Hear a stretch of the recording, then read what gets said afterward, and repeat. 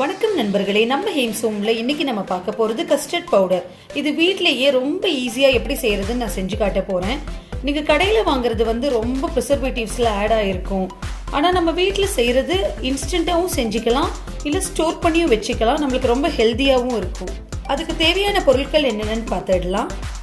1 cup sugar எடுத்திருக்கேன், 1/2 cup cornflour, 1/2 cup milk powder, 1 pinch salt, 1 pinch food colour, yellow food colour எடுத்திருக்கேன், 1/2 teaspoon vanilla essence எடுத்திருக்கேன். எப்போவுமே ஒரு sweet item செய்யும்போது salt 1 பிஞ்சாவது ஆட் பண்ணிக்கோங்க. நம்ம செய்கிற ஸ்வீட் டேஸ்ட் ரொம்ப அதிகமாக எடுத்துக்காட்டும். இப்போ நம்ம எப்படி பண்ணுறதுன்னு பார்த்துடலாம். ஒரு மிக்ஸி ஜார் எடுத்திருக்கேன். இதில் நம்மளோட எல்லா இன்க்ரீடியன்ஸையும் நம்ம சேர்த்து அரைச்சிக்க போகிறோம்.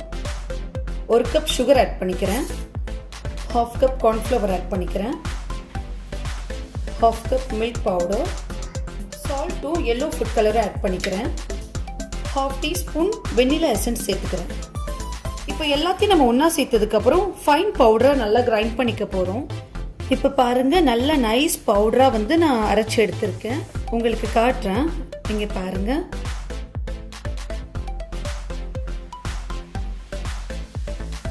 இந்த மாதிரி நல்லா நைஸாக அரைச்சி எடுத்துக்கோங்க. இதை ஒரு பாக்ஸில் நம்ம ஸ்டோர் பண்ணி எடுத்துக்க போகிறோம்.